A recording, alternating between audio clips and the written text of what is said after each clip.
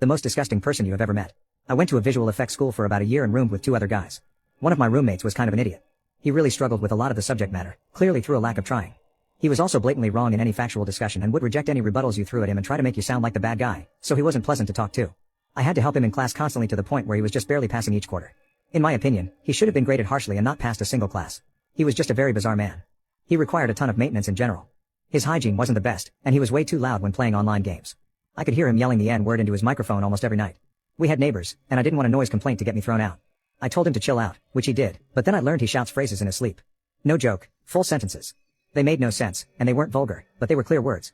So he would keep me up at night, spend literal hours in the bathroom, and he began leaving his room less and less. My other roommate and I noticed that he began gaining a lot of weight and walking like a penguin because of it.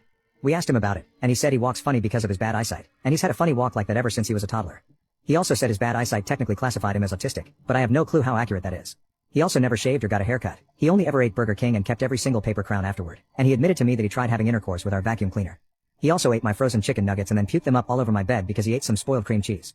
He refused to wash dishes, hoarded our mail, and would say racial slurs within earshot of our friends, parents, and strangers.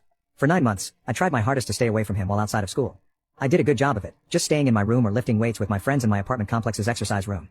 One day, a few of us were getting some good exercise in when I noticed a police officer watching us. None of us reacted initially, but after a while, it was bothering us.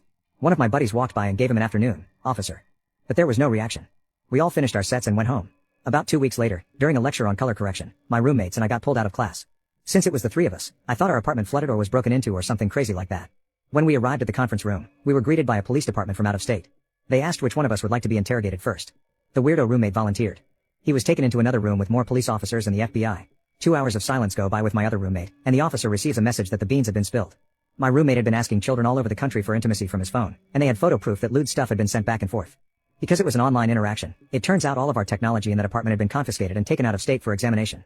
According to this roommate, he said it was trolling gone wrong and had convinced the officers to not arrest him there and then. They let him walk, and the only technology I had left was my phone. In the final week of this quarter, about a month after it all went down, I was certain he was going to fail and repeat the class. He never worked on the assigned projects and only on personal projects.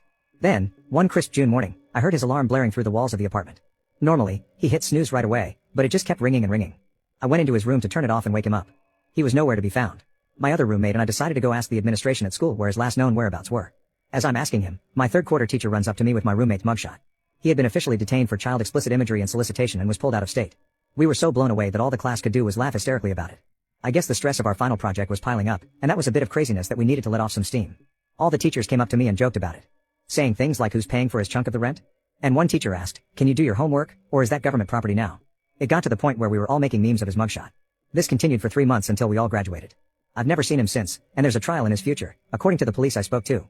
They said he's most likely totally screwed. To my knowledge, he's the only student in that school's history with an offense.